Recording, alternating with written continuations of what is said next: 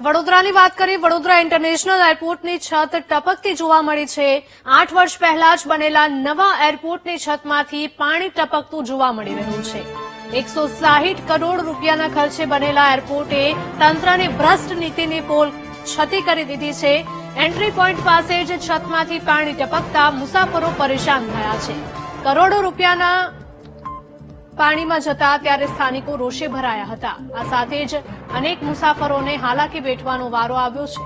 Vadodara international એરપોર્ટના આ દ્રશ્યો છે કે જ્યાં છતમાંથી પાણી ટપકી રહ્યું છે. 8 વર્ષ પહેલા જ બનેલા નવા એરપોર્ટની છતમાંથી પાણી ટપકતું જોવા મળ્યું હતું. 160 કરોડ રૂપિયાના ખર્ચે બનેલા એરપોર્ટે તંત્રની ભ્રષ્ટ નીતિની પોલ ખોલી છે. એન્ટ્રી પોઈન્ટ પાસે જ છતમાંથી પાણી ટપકતા અનેક સવાલો.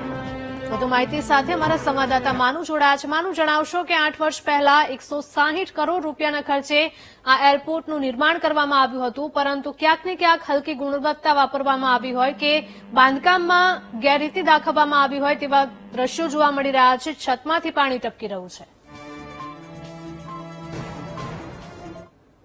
બનાવવામાં આવ્યું અને ત્યાં એરપોર્ટની જે છત છે એમાંથી પાણી ટપકી રહ્યું છે.